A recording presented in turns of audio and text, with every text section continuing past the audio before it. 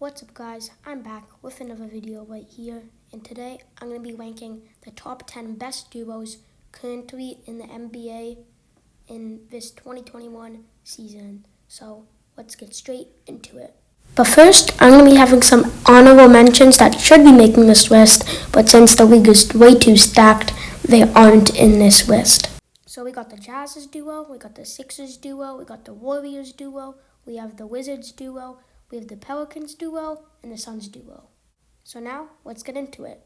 Before I get into the list, I'm going to make a number 11, and it's going to be the Toronto Raptors, because they are so close of making this duo ranking video.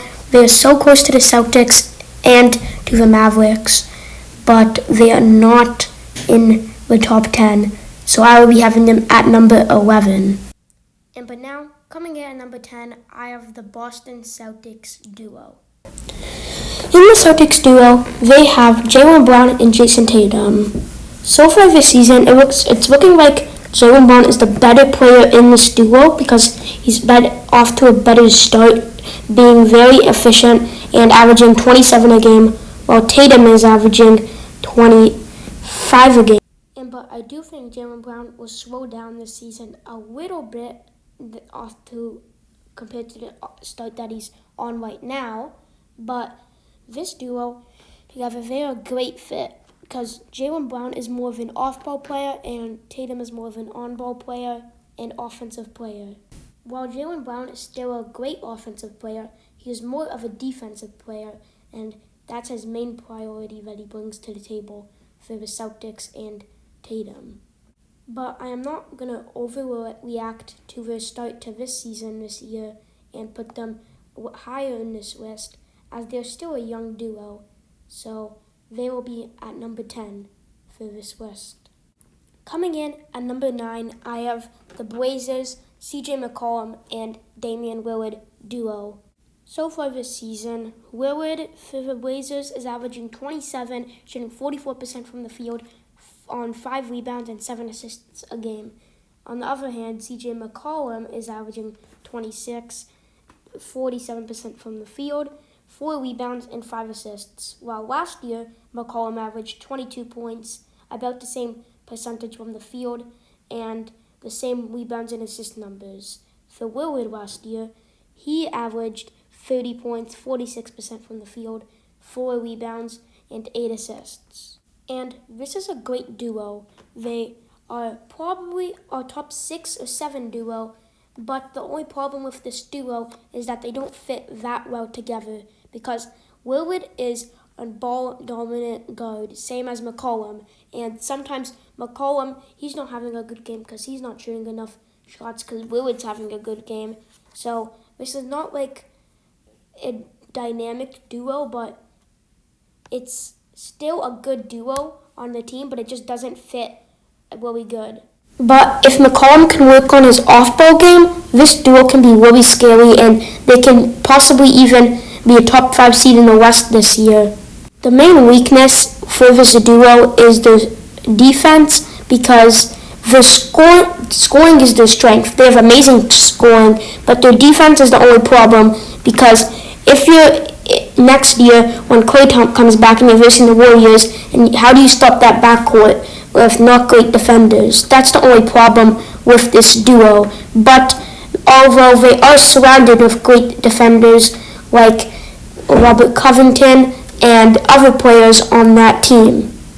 This duo has been playing together for over 5 years, way more than that, and they have been a fantastic duo over the years, and they still are right now, so that is why they made this top 10 list.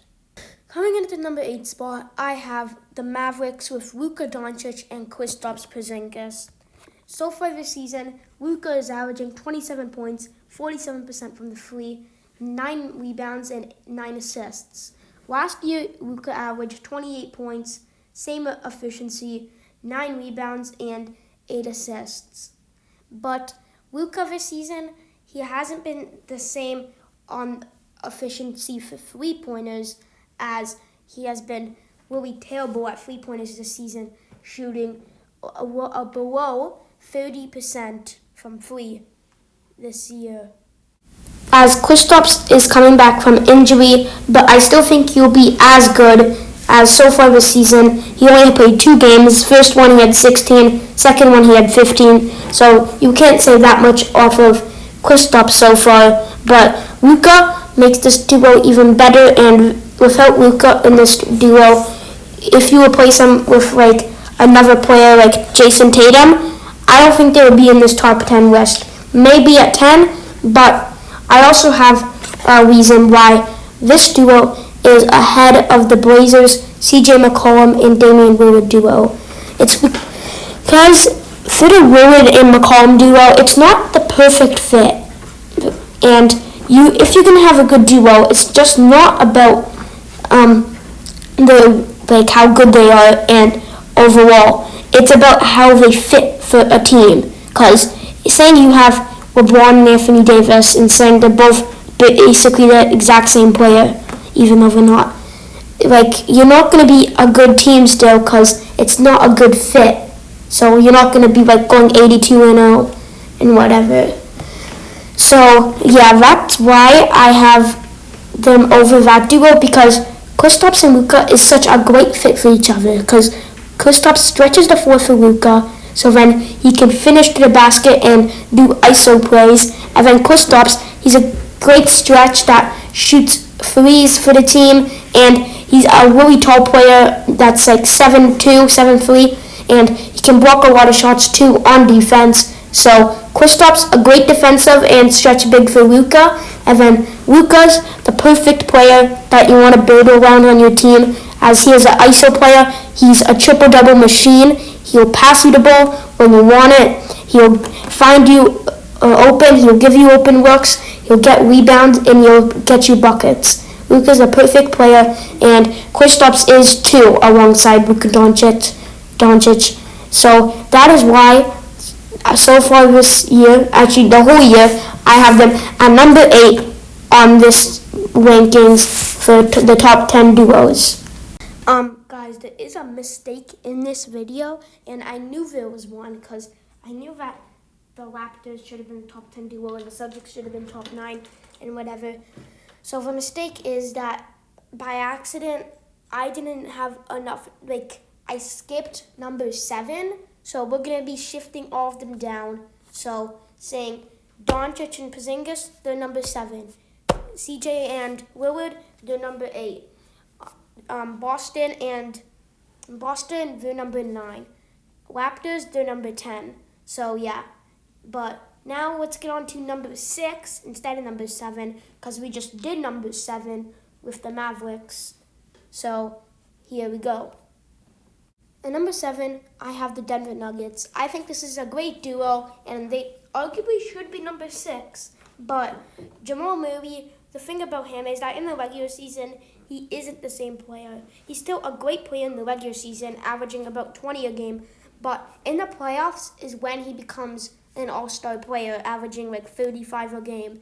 That's the problem with them. And Jamal Murray's not the greatest defender, same as Nikola Jokic. So they are going to be coming in at number 7 for this list.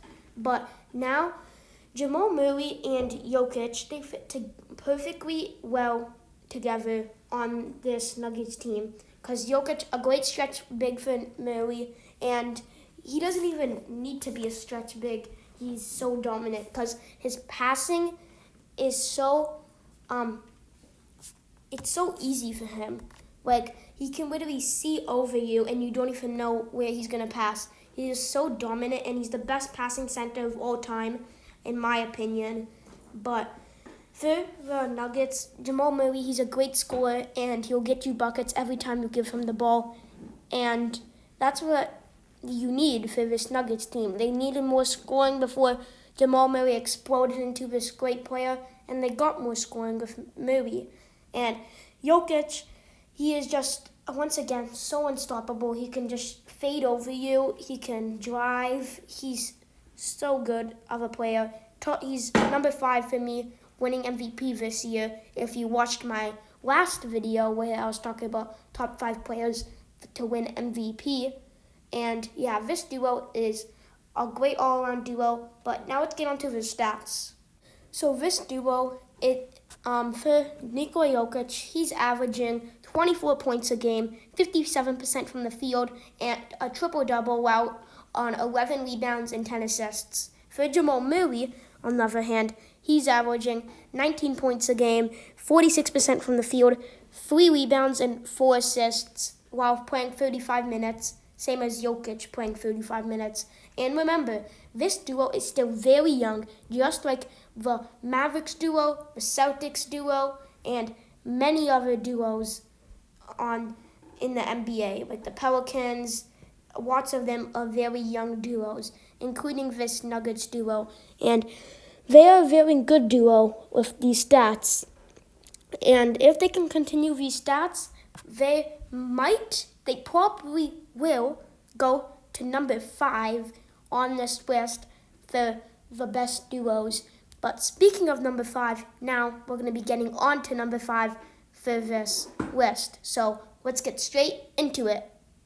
Coming in at number 5, I have the Miami Heat with Jimmy Butler and Bam Adebayo. So far this season, Jimmy Butler hasn't played much games. He only played 6 games. He missed the last 3. He missed 2 of the first 3 this year. And he hasn't been that great, only averaging 15 points a game on good efficiency, though, 44% from the field, 5 rebounds, and 5 assists. But I think he will step it up later on in the season, and in the playoffs, he's going to become a monster and dominate the first round of this year's playoffs. But now for Bam Adebayo, he has been so great for this team. So far this year, has been playing like the best player. He has been averaging, his efficiency, field goal percentage, is 65%. 65. I'm pretty sure that's top in the league right now.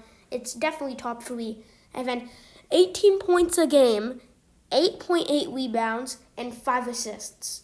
He has just been fantastic this season, and it looks like he's the best player because Jimmy Butler hasn't been playing that much. And even when he was, Bam Adebayo still was looking like the best. As now, I'm going to be talking about how good they fit. Well, so Jimmy Butler and Bam Adebayo, they are a perfect fit, and they complement each other so good because Butler, he's a great ISO player and a great player in the post too. And Adebayo, he's a really good interior defender and a fantastic finisher. So that's why I personally have him over Bam Adebayo because he can do everything Adebayo can, but just better offensively. And I think that this is better than the Nuggets duo because I think that the fit is equally. They fit equally as much. So they might be winning the exact same amount of games this year, to be honest, both the teams. But Jimmy Butler, I think that he's obviously better than, not obviously, it's close, but I think he's better than Jokic. I think Adebayo, I think he's better than Murray. But when it comes playoff time, I think Butler is better, way better still. Not way better still. He's not way better, but way better. And then Murray, he becomes way better than Adebayo in the playoffs.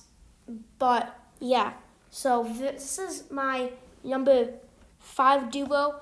But now, without any more speaking, let's get on to number 4 on this ranking list.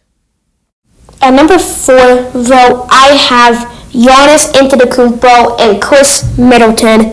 And I think that this duo can maybe even be even higher on this list because Khris Middleton is such an underrated player. And I know everyone says he's an underrated player, and they're like, oh, he's so underrated. And some people, everyone calls him underrated. Isn't he overrated? But no, because Khris Middleton, they say he's underrated, but they don't know what he's underrated at. People think that he's underrated at scoring, passing, whatever, but no. He is an underrated passer, too, but He is mostly an because nobody talks about his defense. He's an elite defender, a top 15 defender for his position in the league. He is such a good defender, and lots of people don't know that. I even thought he was a terrible defender. I know many people that thought he was a terrible defender, and he is a fantastic defender, and he doesn't get talked about enough. And some people say, you know how people say CJ McCollum is underrated? Yeah, he's not as underrated as Middleton though, because McCollum, because people think that Middleton can be replaced for McCollum very easily, but he cannot. Because Middleton and McCollum, scoring-wise, they bring the exact same amount to the table, maybe even more for Middleton. But defensive-wise and passing and everything else, efficiency, Middleton is way better at all those other stuff than CJ McCollum is. So, yeah, that's why I think he's a super underrated player. And obviously, Giannis, obviously it's Giannis. So, if you have Giannis on your team, you're a top 5 duo in the league. Unless you have, his duo is with Isaiah Hartenstein or Sterling Brown. You need, at least for Giannis and you to have a top 5 duo in the league, I say you have to have at least a DeMarcus Cousins at least a Christian Wood.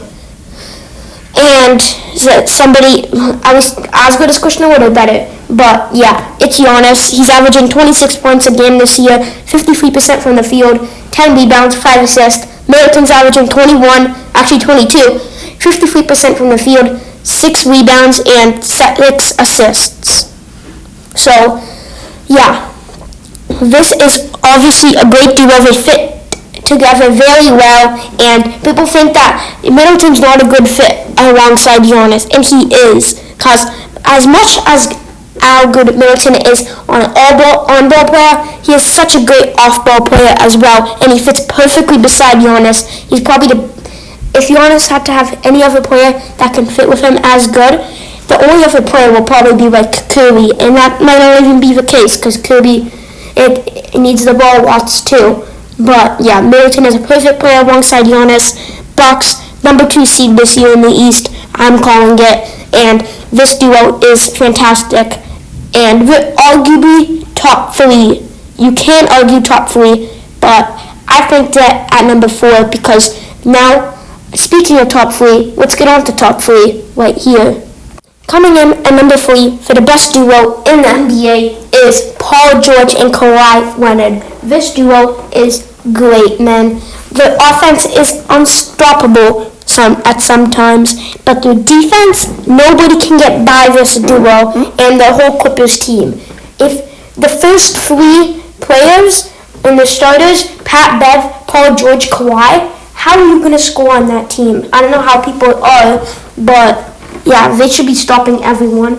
And they mostly, for the most part, are. And Paul George this year, he had a disappointing playoff performance, but I think he's going to bounce back this year and become way better. As so far this year, he's been playing better than Kawhi, acting like the best player on this team, averaging 25 a game, 50% from the field, 6 rebounds, and 5 assists. Kawhi is averaging 25 points a game, 48% from the field, and 5 rebounds and 6 assists. But I think that if this duo can keep it up this year, then they can maybe even get past the Lakers. I don't think it's going to happen, but they're for sure getting past the second round this year. They just have to be a 2 or 3 seeds and not the 4 or 5, so they're not on the same side of the Lakers conference, and then they're good. But they can, if they keep it up this year, they're definitely making the conference finals. They're not losing to the Nuggets again. The Nuggets won't stop them this time, as last year they didn't have enough chemistry, but this time they win, and they fit very well together, as Paul George doesn't need the ball all the time, and Kawhi, he is more of a ball-dominant player, and he's not even too much of a ball-dominant player. He's good on-ball and off-ball, and same for Paul George. So that's why this duo is fantastic, and they're coming in at number 3. So now let's get to number 2 for this list. Coming in at number two on this list, is the Brooklyn Nets, Kevin Durant and James Harden duo. I want to put them at number one, but I just think that I don't want to overreact too much because this duo, it's a great scoring duo, and they fit perfectly beside each other. People thought that they wouldn't fit, but they actually do fit now in their first game played. And I think they'll continue that because they have that chemistry from the OKC days. And last game, Harden dropped a 30-point triple-double, 14 assists, and 12 rebounds, as KD dropped 42. And yeah, that duo is just tremendous, and they're going to keep it up this season. I already know they will, but unless Kyrie messes things up when he comes back, and to be honest, they don't even need Kyrie for the rest of the year, and obviously if they do have Kyrie, it's just going to make them more unstoppable, unless he ruins things somehow, but they don't even need Kyrie that much, as this duo is just great. I want to put them in number one, and once again, but I'm just not going to put them there because they haven't played together too much, even though they technically have played together more than number one, as you probably know who number one is. I'm not going to say yet though, but they have played more together, but that was like 10 years ago, and that doesn't really count that much because James Harden was more of an off-ball player. He was on the bench and everything, but now let's go into his stats. Harden, for Houston this year, he's averaging 44% from the field and 5 rebounds, 10 assists on Houston. But then for Brooklyn this year, in his first game, he shot 44% from the field, 32 points, 14 assists, and 12 rebounds. But that doesn't really matter, any of those stats. Let's go to last year's stats, which he's probably going to do again this year, the most likely, because he hasn't been trying really in Houston that much this year, and he was wearing a fat suit, and nobody knew that he was wearing that fat suit, and yeah. But on Houston, last year he's been averaging 44% from the field, and 6 rebounds and 7 assists. And looking at his stats, last time I looked at the stats, I found something out. He literally always averages 44% from the field. Brooklyn this year, 44.4%. Houston this year, 44.4%. Houston last year, 44.4%. 44%, 44%, 44%, 44%, whatever. But that doesn't really matter. That doesn't really do anything. It doesn't really matter on this list. But now, let's talk about Kevin Durant's stats. Last time he played in the NBA, a full season, he averaged 26, 52% from the field, 6 rebounds, and 6 assists. While this year, right now, so far this year, he's been averaging 30 points, 54% from the field, 7 rebounds, 6 assists. And when there was no Kyrie or before Harden came, he's been carrying this team. And that is great, because say Harden or Kyrie gets injured, maybe even both, he can carry this team, and they can still win, and possibly even beat the Lakers with only KD. Because, they need a bench still, but he can still carry the team. He can outscore everyone, and Joe Harris, a great fit beside them too. But this duo fits together once again, great duo. And now I'm going to get on to number one on this list. So here we go. But coming in at the number one spot, I have LeBron James and Anthony Davis. They have been so good together this year and last year as they won the championship. And they have just been a fantastic duo all around. They had to carry that Lakers team to the championship, and it was an easy championship one for them. I'm not going to say too easy because it was a kind of a challenge for them, but not as much as this upcoming season. They have a big challenge against the Nets, and they might even lose the Clippers. But yeah, so far this year, Anthony Davis, first I'm going to talk about him as they both fit together very well. They showed it last year in the playoffs and the regular season. They are perfect fit alongside each other. But Anthony Davis this year, he has been off to a rough start. Not a rough start, he's been actually on a good start, but he hasn't been shooting enough. He's averaging 54% from the field, only averaging 21 points though. Last year he averaged 26, 21 only, 8 rebounds, 3 assists. Last year he averaged 3 assists, 9 rebounds, and yeah. So LeBron though, last year he averaged 10 assists, and this might be the reason why Anthony Davis is not doing as good, because LeBron isn't passing as much this year. He's averaging 7 assists. Last year he averaged 10.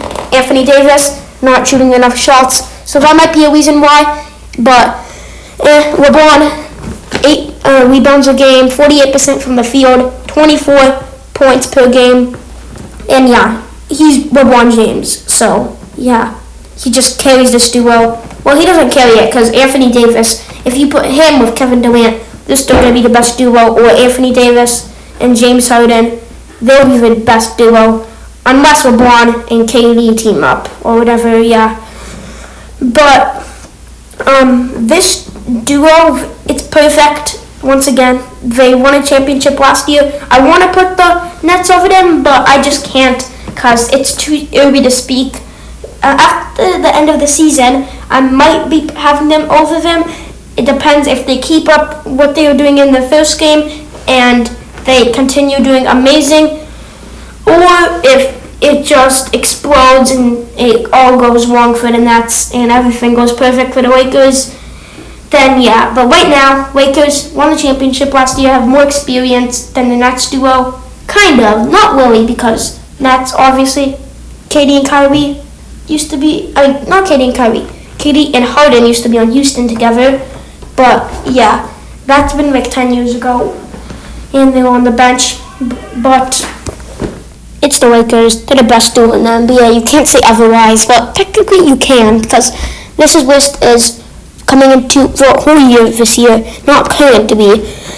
And that actually makes it closer, but I still think that the Lakers, at the end of this year, they'll be still better than the Nets duo, even though it's going to be really close. I think the Nets, if they step up a little bit more and James Harden improves on defense, Kevin Durant just had a breakout year, averages 35, same as James Harden. Well, James Harden always is 35, but if he can do it beside Durant and Kyrie, then I would have the Nets better, but I don't think they're going to do that. Well, and I think they're still going to do good together, but not as good as the Lakers are. So yeah, I think that the Lakers are going to be the number 1 duo this year, and I hope you guys enjoyed. I'm going to end the video right there, because this video has been so long. It's been like 25 minutes, 30 minutes, and something like that. Yeah, this video has been way too long.